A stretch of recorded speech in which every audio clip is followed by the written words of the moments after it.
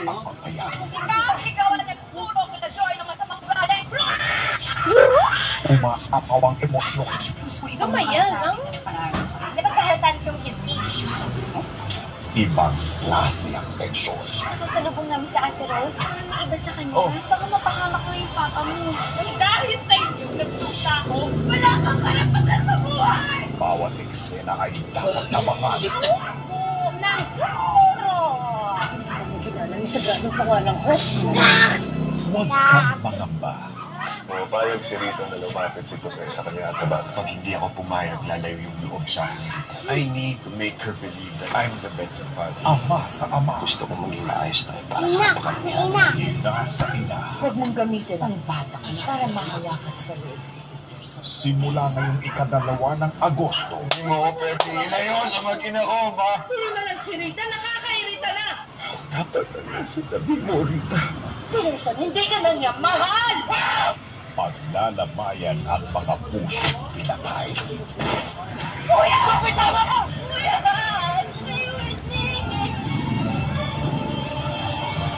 Init sa magdamag, 9:20 p.m. Kung totoo po yung sinabi niya sa mundong to, ang mahalaga ang kabutihan ng loob. Bakit po ako pinaparusahan ng mundong to? Tama na ang tusa. Dito sa salvasyon, ang naghahari ay kagandahan. Beauty is power. Doon tayo sa ganda. Diyan na po yung mukha ko. Wala na po akong nagagawa. Meron, Magda. Kaya kong ayusin ang mukha mo. Ngayong Martes, August 3, ito na ang inaabangan ng lahat. Tama po kayo. Lalabanan natin sila. Kailangan ko po silang tapatan sa ganda. Kaya na to, gagawin ko ang lahat para matalo ang mga narsiso. Parating na ang bagong mukha ng kalma. Ito na ang bagong Magda. Ang Magda na magpapabagsak sa mga narsiso. Umpisa pa lang ito. La Vida Lena. Abangan.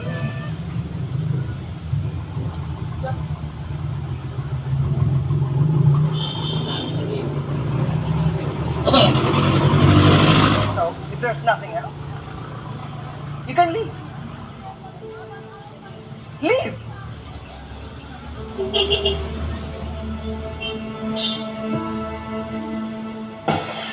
Ano, Miss Kay?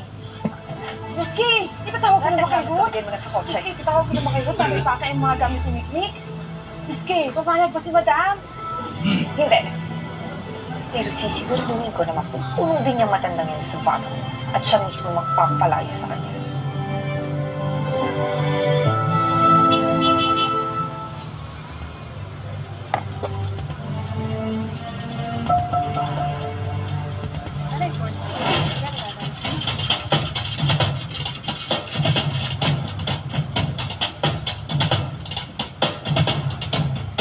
Ilabas mo yung nurse na yun. Gusto ko siyang makausap. Umalis na kayo! Wala akong matutulong sa inyo. At ano ba ginagawa mo dito? Paano mo nalaman dito? Kung hahanap ka ng paraan para mapabagsak si Dad, tutulong nga ako. Nakausap ko si Ana. Ang sabi niya magtutulungan daw sila ni Samantha. Kung magsasalita lang kasi Samantha, matatapos na ang lahat ng ito. Kamusta? Pagkasama sila ni Ana ngayon tsaka ni Samantha. Sundan mo sila, Ana. Alamin mo kung anong gagawin nila. Sisigurin ko mula ng tutulong.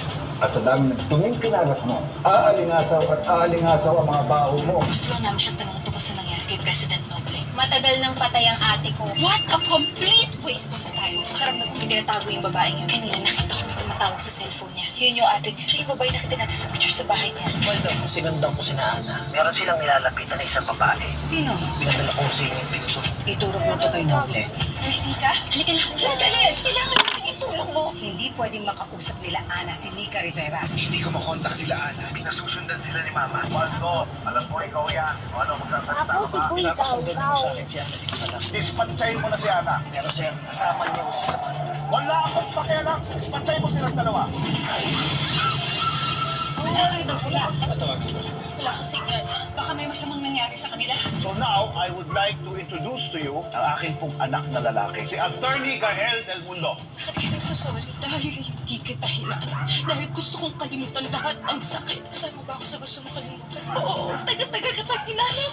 Ayaw mo naman pala ako makasama sa buhay mo. Pinakilala niya rin si Miss Miranda Ojeda bilang kanyang current partner. At sa kalukuyan, nakakalam ng mga puno ang nagmamayari ng kotse. Sinadyang mapuli ng preno ng naturang sakyan. Hinahanap pa kung nasaan ang driver nito. Nakita kami bala sa crime scene. Binaril ang kotse na to kaya sumama. Yung tao mo, si Waldo, pumalpak. Paano nangyari yon? Hindi ko alam kung ano ginawa niya. Basta kotse. Wala naman sila nakitang bangkay. Buisit! Sinenta pa rin sa Ecuador! Ang sese mo ngayon, Salvador. Habang kami ng mga dati mong kliyente na problema, kung babagsak ako, babagsak ka rin. Nalawakan niyo kami, April! Na-aksidente si Alan sa mata. Nakwento sa Alexander lahat ng nangyari. Nagalan na ako sa'yo. Tignan mo na yung paglapit sa kanya. Tama si Anagal. Huwag kayong mag-alala, hindi ako masasaktan ni Panino.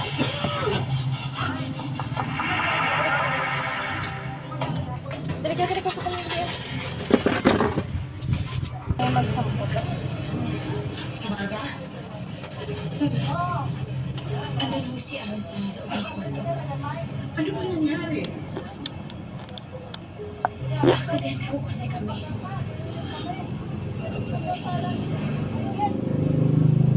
Si Ana may kasakit ang dahil sa akin. Patiwala niyo ko sana ako. Patawarin? Hindi naman malipit ba na? Ano mong ginawa mo para sa kanya?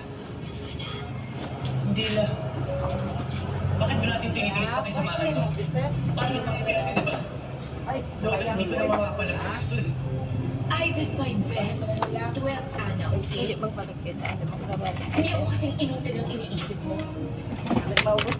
Ano gusto mong gawin ko doon? Nasa gitna kami ng lugar. Alam mo yung ate ko na sa posisyon mo? Hahanap ng paraan yun. Hindi na magdadahilan yun. Tutulungan ka nun. Tignan mo, ano pinagkaiba ni mga ate ko? Isipin mo kung bakit ang daming tao nagmamahal sa kanya at sa'yo wala. Wala kang maisip. Kasi siya may malasakit sa ibang tao. Kaya hindi ka ba niya kapatid, tutulungan ka niya. Kailangan mo eh. Okay, para hindi pag bumalas na. Hindi po Bakit si mga ate piniling mahalin ni Gael? basa mo kayo po. Tama na eh.